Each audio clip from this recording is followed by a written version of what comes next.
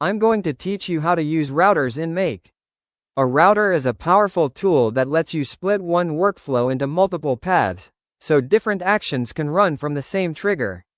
Think of it like a traffic director. The trigger fires once, and the router sends the data down one or more routes, allowing you to send a message, save data, or kick off another task in parallel.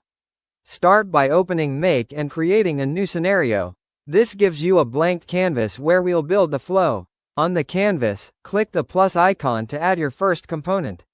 In the search bar, type Flow Control, and from that category select Router. As soon as you add it, you'll see the router appear with multiple branches you can connect to different actions. This is where the magic happens.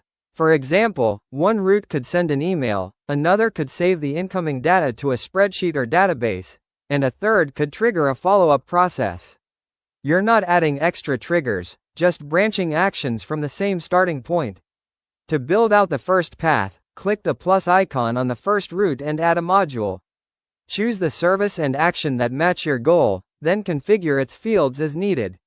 Map the incoming data from your trigger so the module knows what to send or save. Next, repeat that on the second route.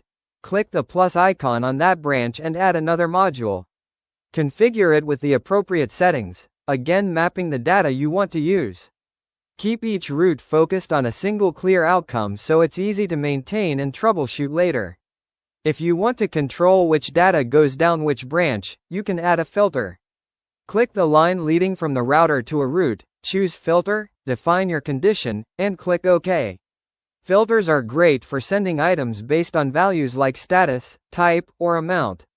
A helpful tip is to keep your conditions mutually exclusive so each item only runs where it should. When everything looks good, click Save. It's a good habit to name your scenario and label your routes clearly, so future edits are straightforward. Finally, click Run once to test. Watch the execution to confirm each route runs as expected, and review any module output to verify the results. That's it, your router is now set up to branch one workflow into multiple, efficient paths.